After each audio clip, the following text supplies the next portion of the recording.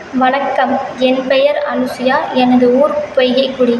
இணைய வழியில் இணைந்திருக்கும் அனைத்து உறவுகளுக்கும் எனது வணக்கங்கள். ஆடுவோமே பள்ளு பாடுவோமே ஆனந்த சுதந்திரம் அடைந்து விட்டோம் என்று பாரதியார் பாடியபொழுது அவர் உயிரோடு இல்லை. இப்பாடல் வரிகள் பாரதியாரின் எழுச்சூட்டும் வரிகள், எதிர்நோக்கின் வரிகள், பலரின் எழுச்சியை ஊட்டிய வரிகள்.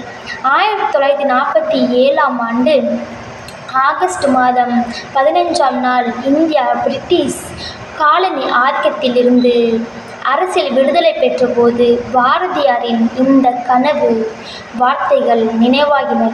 ஆனால் அரசியல் விடுதலைக்கு மட்டும்தான் இது பொருந்தும்.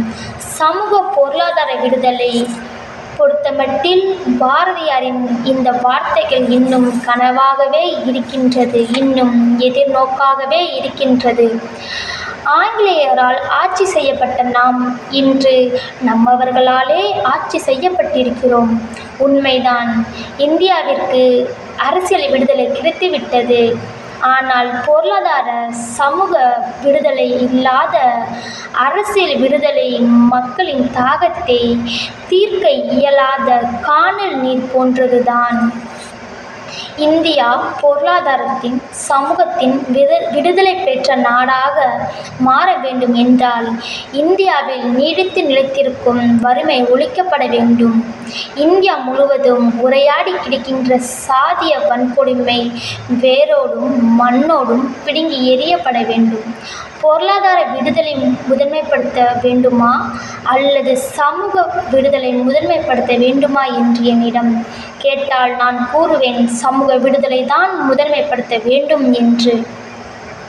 சாதிய வேர்கள் தான் முதலில் அறுத்தெறியப்பட வேண்டும். காரணம், எத்தனையோ பொருளாதார தத்துவங்கள் இந்தியாவில் கையாளப்பட்டுவிட்டன. எத்தனையோ 5 ஆண்டு திட்டங்களை நாம் கலந்துவிட்டோம். வெண்மை, நீலம், பச்சை என புரட்சிகள் பலவும் இந்தியாவில் அரங்கேறி இருக்கின்றது. இந்தியாவில் வறுமையும் ஏற்றத்தாழ்வும் இருக்குமென்றால் அதற்கு அடிப்படையான காரணம் இந்தியா முழுவதும் முறையாடி கிடக்கும் சாதியம் என்றால் அது மிகையாகாது. சாதிய அமைப்பு எளிதில் புரிந்து கொள்ள முடியாத அதே நேரத்தில் எங்கும் உரையாடி கிடைக்கின்ற ஒரு யதார்த்தம். அரசியல், பொருளாதாரம், பண்பாடு என எல்லா தளங்களிலும் சாதியம் ஆதிக்கம் செலுத்தி வருகின்றது. இந்தியாவின் வளர்ச்சியை தடை செய்கிறது. ஏழை, பணக்காரன், உயர்ந்தவன், தாழ்ந்தவர் என்று வேறுபாடு என மக்களுக்கிடையே ஏற்றத்தாழ்வுகளை அதிகப்படுத்துகிறது. இந்தியா எல்லா நாடுகளையும் விட வலிமை மிக்க நாடாக இருக்க காரணம், இந்தியாவில்தான் இளைஞர்களின் எண்ணிக்கை விகிதத்தில் அதிகம். ஆனால் இன்றைய இளைஞர் சமூகம் வேலையில்லா திண்டாட்டம், படிப்பிற்கு ஏற்ற வேலையின்மை, போதைப் பொருட்களுக்கு அடிமையாகியிருத்தல், இணைய வலைதளத்திற்கும் கைபேசிற்கும் அடிமையாகியிருத்தல் போன்ற பல்வேறு சமூக தீமைகளுக்கு ஆளாகியிருக்கிறார்கள். ஆற்றலோடு மாற்றம் நோக்கி நடைபயில வேண்டிய இந்திய இளைஞர்கள் ஆற்றலை இழந்தவர்களாய் திசை தெரியாமல் அலைந்து கொண்டிருக்கிறார்கள். பொது நலனிற்காக பயன்படுத்தப்பட வேண்டிய இளைஞர்கள் ஆற்றல் இன்று ஆதிக்க மனநிலை கொண்ட சுயநலவாதிகளால் மக்களிடையே பிளவுகளை ஏற்படுத்தவும், ஏற்றத்தாழ்வுகளை அதிகப்படுத்தவும் வன்முறைகளுக்கு பயன்பட்டு வருகின்றன. ஏற்றத்தாழ்வுகளை துளியும் விரும்பாத இளைஞர்களுக்கே உரிய குணம் இன்று மழுங்கி போய்விட்டது. சாதியத்தை எதிர்த்து நிற்கும் இயல்பான மனம் கொண்டவர்கள் இன்று சாதியை தூக்கி பிடிக்கும் தூதுவர்களாக மாற்றப்பட்டுள்ளனர். பெயர்களுக்கு பின்னால் வரும் அடைமொழியும், இளைஞர்களின் முகநூல் கணக்கில் பதிவிடப்படும் புகைப்படங்களின்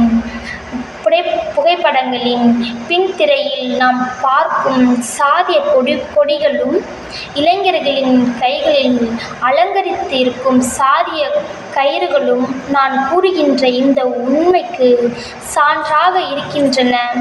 இளைஞர்களின் மனதில் சாதிய வன்மம் இருக்க முடியாது. சாதிய வன்மம் இருக்கக்கூடிய ஒருவன் இளைஞனாகவே இருக்க முடியாது. சாதிய வன்மமற்ற சாதிய ஏற்றத்தாழ்வுகளை அடியோடு வெறுக்கின்ற ஒரு இளைஞர் சமூகம் நம் நாட்டை வழிநடத்தினால் ஒழிய நம் நாட்டின் சாதிய கொடுமைகளை ஒருபொழுதும் அழிக்க முடியாது. தொண்டவர்களாகவே நிலைநிறுத்தப்பட்டிருக்கும் இளைஞர் சமூகம் எழுச்சி பெற வேண்டும். அவர்கள் தங்கள் அறிவை விரிவு செய்து எழுச்சி அடைய வேண்டும். இளைஞருக்கே உரிய புத்துணர்வோடு போராட முன்வர வேண்டும். அப்பொழுதுதான் சாதியம் என்ற வலிமைவாதம் இந்தியாவில் வேரோடு பிடுங்கி எறிய முடியும். திருத்தந்தை பிரான்சிஸ் இளைஞர்களை பற்றி குறிப்பிடும்போது இளைஞர்கள் திரு அவையின் எதிர்காலம் என்று குறிப்பிடப்படவில்லை. மாறாக இளைஞர்கள் திரு அவையின் இன்று என்று குறிப்பிடுகிறார். இது திரு அவைக்கும் மட்டுமல்ல, நம் இந்திய நாட்டிற்கும் பொருந்தும். இளைஞர்கள் இந்தியாவின் ஈன்றாக என்று மாறுகிறார்களோ அன்று இந்தியாவில் நிலவும் இந்த சாதிய கொடுமைகளும் அகலும் என்றார். இளைஞர்கள் என்பது வெறும் வயது சார்ந்த ஒரு நிலையல்ல, அது மனநிலை சார்ந்த ஒன்று. எனவே இளைஞர்களாகிய நாம் அனைவரும் சாதிய வன்கொடுமை இல்லா இந்தியாவை உருவாக்குவோம் என்று வாய்ப்பிற்கு நன்றி கூறி இடம் அமர்கிறேன். நன்றி, வணக்கம்.